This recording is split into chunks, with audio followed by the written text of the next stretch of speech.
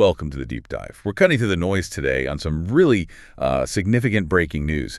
The U.S. has just announced major new tariffs targeting countries across Africa. This feels like more than just a ripple, doesn't it? Absolutely. It looks like a potential wave, something that could really reshape economies and long-standing relationships. So today we're going to unpack this, drawing heavily from that BBC News article from August 1st, 2025. Our mission is to figure out what these tariffs really mean, who's affected, and why they're causing such a stir. Okay, let's unpack this. First off, maybe just a quick refresher for everyone listening. What exactly is a tariff? Simply put, it's a tax. A tax charged on goods coming in from other countries. Usually it's calculated as, a percentage of the product's value. Got it. And the big headline right now, President Trump announcing a, frankly, staggering 30% tariff on South African products heading to the U.S., and that's effective really soon, August 7th. Yeah, and that 7% figure for South Africa, it really jumps out. The BBC article points out it's the highest in sub-Saharan Africa, and it connects it pretty directly to the strained relations between Trump and President Ramaphosa. It seems quite pointed. Right, very pointed. And it's not just South Africa, is it? Who else is impacted here? No, several other nations are facing tariffs too. You've got Nigeria, Ghana, Lesotho, Zimbabwe. They're all looking at 15%, same start date, August 7th. Okay, 15% for them. Then up in North Africa, Algeria and Libya get hit with that same 30% rate as South Africa. Wow, okay. Tunisia gets 25%. And then there were a couple with lower rates. Yeah, Kenya and Ethiopia, they're at a lower 10% tariff. So what's fascinating here is that variation, right? Exactly. The varied rates are really striking. It suggests something more specific than just a blanket policy. Maybe it reflects different bilateral relationships or specific U.S. foreign policy goals for each country. It definitely makes you wonder about the calculus behind each specific rate. Now, Trump's stated reasons the official line is about protecting American businesses, boosting manufacturing, creating jobs here. That familiar message. The standard protectionist argument. But, digging into this, especially with South Africa getting that highest rate, does it feel like it's purely economics? Or is something else driving this? I think that's the crucial question. The economics are the stated reason, but the diplomatic tension feels, undeniable. It seems to be heavily influencing the severity here. And speaking of deeper implications, here's where it gets really interesting, I think. These tariffs are basically pulling the plug on AGOA, the African Growth and Opportunity Act, especially for South Africa. That's a huge deal. AGOA is technically up for review in September, but yeah, these tariffs effectively kill it for them now. Can you maybe just remind us quickly what AGOA was all about, its purpose? Yeah, sure. AGOA was enacted way back in 2000. The whole idea was to give eligible African countries duty-free access to the U.S. market for their goods. The goal was simple: help them create jobs, grow their economies. It was a cornerstone of U.S.-Africa trade policy for decades. Right. So for South Africa, this isn't just a tax hike. It's flipping a switch from duty-free, which AGOA gave them, to heavily taxed. Almost overnight. Precisely. And that hits very specific sectors, the ones that benefited most.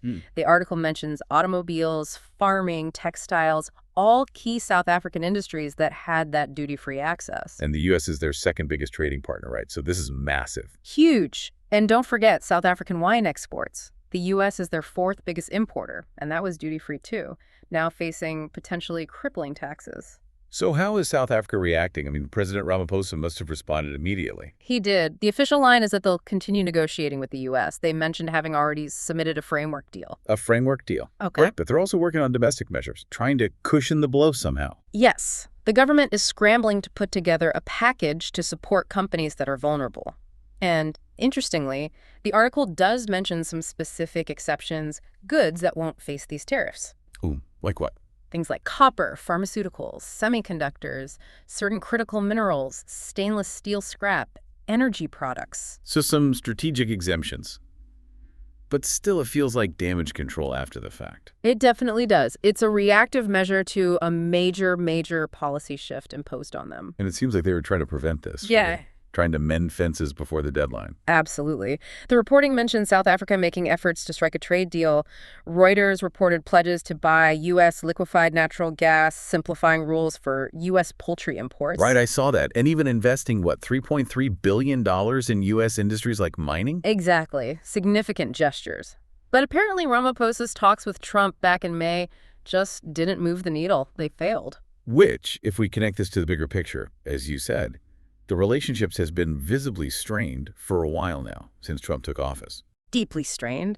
You have Trump stopping all aid, accusing South Africa of discriminating against its white minority, which South Africa flatly denies repeatedly. And didn't Trump recently make comments about the G20 summit in Johannesburg? He did, saying he might maybe send someone else because he's had a lot of problems with South Africa and their very bad policies. Wow. So the tariffs land in this context of really quite hostile rhetoric and actions. It underscores how this isn't just trade policy in a vacuum. It's deeply intertwined with broader diplomatic tensions, maybe even personal animosity. Okay, let's pivot a bit.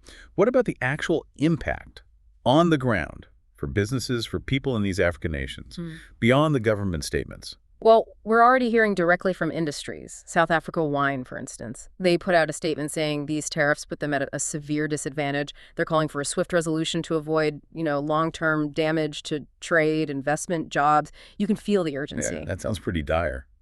But then Kenya's reaction was quite different, wasn't it? It's a stark contrast, yeah. They seem almost relieved to have the lowest rate, that 10%.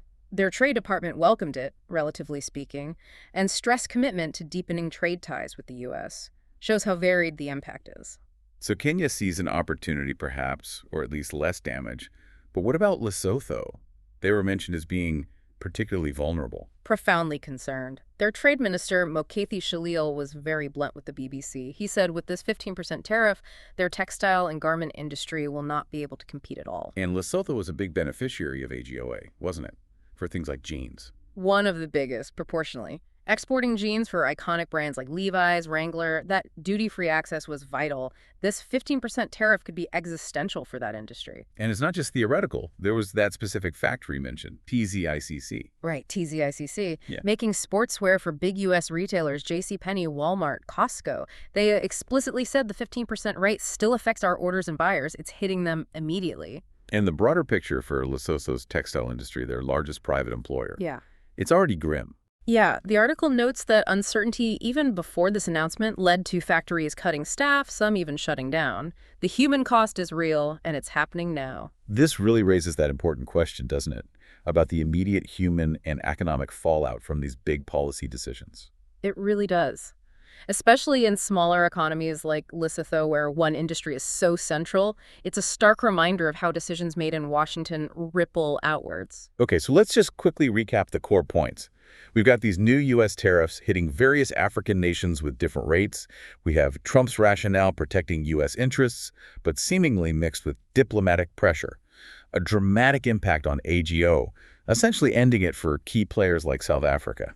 And a whole spectrum of reactions on the ground, from South African wine producers feeling disadvantaged, to Kenya seeing relative stability, to Lesotho facing, well, a potential catastrophe for its key industry. So what does this all mean looking ahead? For global trade, for African economies, for U.S.-Africa relations? Well, beyond the immediate economic shock, it feels like a fundamental shift, doesn't it? We seem to be moving away from that broad preferential access model like AGOA. Towards something much more fragmented. Exactly. Fragmented, transactional, where trade deals, or tariffs in this case, seem very conditional on individual diplomatic stances or bilateral issues. A move away from multilateralism. Perhaps, towards a more conditional bilateralism, definitely. And Africa seems to be a key arena where this new approach is playing out quite dramatically right now. So considering this whole complex picture trade, diplomacy, development, jobs, it leaves you wondering, doesn't it?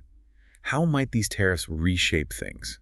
Not just the trade routes themselves, but the very nature of economic partnerships, how nations pursue their interests across Africa in the years to come. That's the big question hanging in the air. Definitely something for all of us to keep thinking about as this develops.